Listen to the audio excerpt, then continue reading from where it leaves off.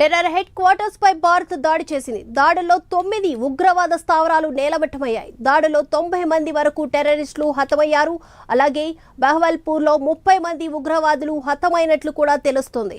లష్కర్ ఏ Taiba, Indian Mujahideen, Jaish-e Mohammad ఉగ్ర స్థావరాలు కూడా నేలమట్టమయ్యాయి.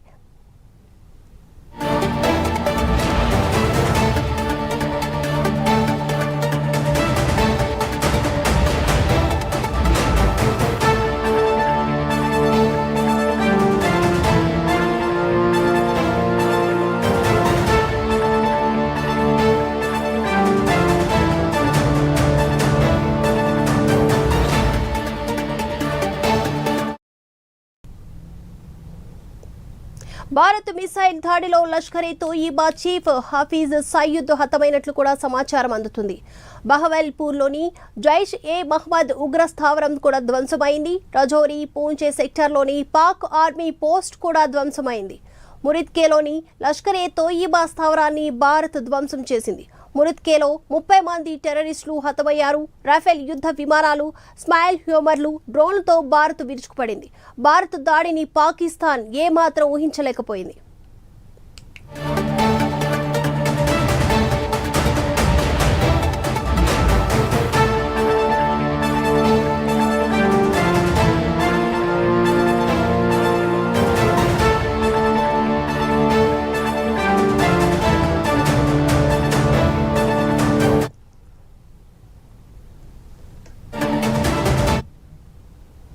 భారత్కు ప్రపంచ దేశాలు కూడా మద్దతు తెలిపాయి. భారత్కు ఇజ్రాయెల్ మద్దతు ఇచ్చింది. ఓవరాల్ అప్డేట్స్ అందించడానికి మా ఇన్పుట్ ఎడిటర్ రాజేంద్ర సిద్ధంగా ఉన్నారు. రాజేంద్ర, ఏదైతే గత నెల ఏప్రిల్ 22 తేదీన పహల్గామ్లో దాడి జరిగిన తర్వాత భారత్ రుచి ఏందో నిన్న అర్ధరాత్రి పాకిస్తాన్ ఉగ్రమూకలో చూపించింది.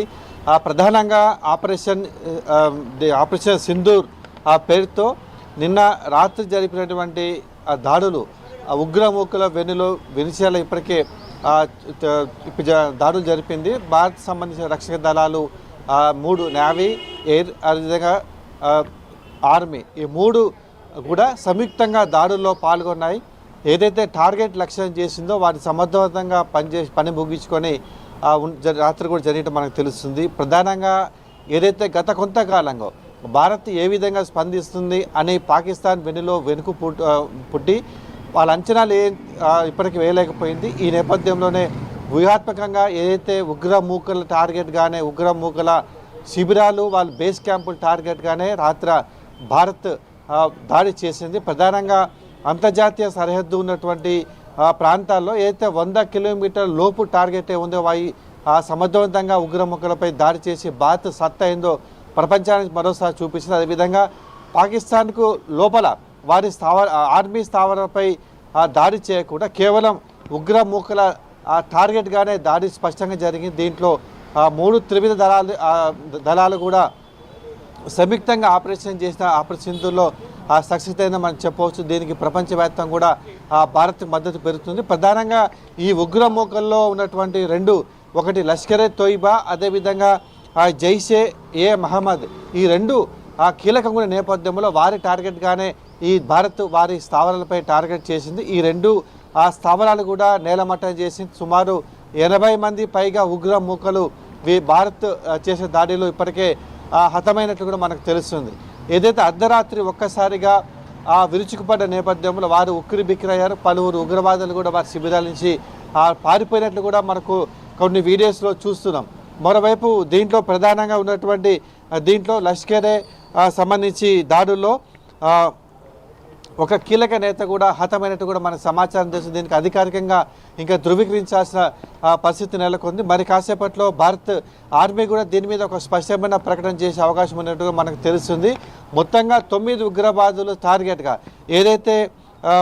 ఏదైతే ఉన్నదో దాంట్లో ప్రధానంగా ముజఫరాబాద్, అదేవిధంగా బహవల్పూర్, ఈ 2 టార్గెట్గా ఈ 2 ప్రాంతాల్లోని ఉగ్రవాద స్థావరాలు కీలకంగా ఉన్నట్టు మనకు తెలుస్తుంది. ఈ దాడుల్లో ఈ 2 ప్రాంతాల టార్గెట్గానే నిన్న అర్ధరాత్రి ఒకేసారి భారత దళాలు ఉగ్రమూకల బేస్ క్యాంపులపై విరుచుకుపడ్డాయి. దీంట్లో జైషే మహమ్మద్ దానికి సంబంధించినట్టు ఆ ఉగ్రవాద సంస్థకు సంబంధించిన 4 శిబిరాలు, లష్కర్ ఏ తోయిబాకి చెందినటువంటి 4 శిబిరాలు, హిజ్బుల్ మహమూద్దీన్ సంబంధించిన 2 శిబిరాల మీద కూడా పూర్తిగా నేలమట్టమై దీంట్లో అనేక మంది ఉగ్రవాదులు తలదాచుకున్నట్టు మనకు తెలుస్తుంది.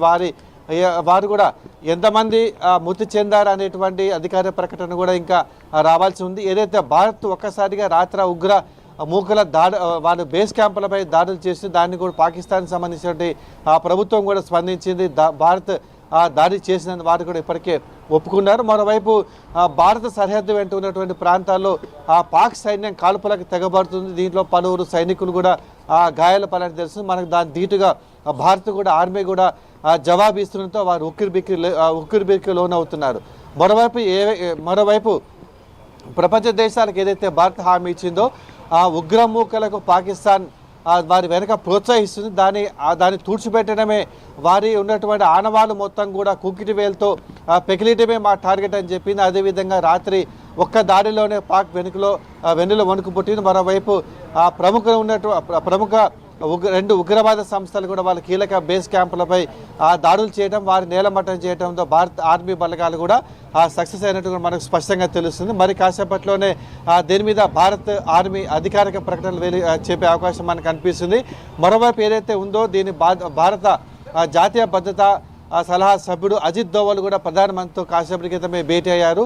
ఈ భేటీ తర్వాత ఏం జరగబోతుంది, మరిన్ని దాడులు జరుగుతాయా లేకపోతే అది రాత్రి జరిగే దాడి మొత్తం కూడా వివరాలు స్పష్టంగా అందిస్తారనేది కూడా తేలాల్సిన అవసరం ఉంది. అంటే మొత్తంగా కూడా ఉగ్రముగ్గులపై దాడులు విరుచుకుపడే నేపథ్యంలో అటు పాకిస్తాన్ ఇంకేం చేయబోతుంది, భారత్ ఏ విధమైన టార్గెట్ చేయబోతుంది అనేటువంటి భయాందోళన వాళ్ళ ఉన్నది. మరోవైపు మాత్రం ఉగ్ర స్థావరాల టార్గెట్గానే భారత్ లక్ష్యంగా ఎంచుకున్నది.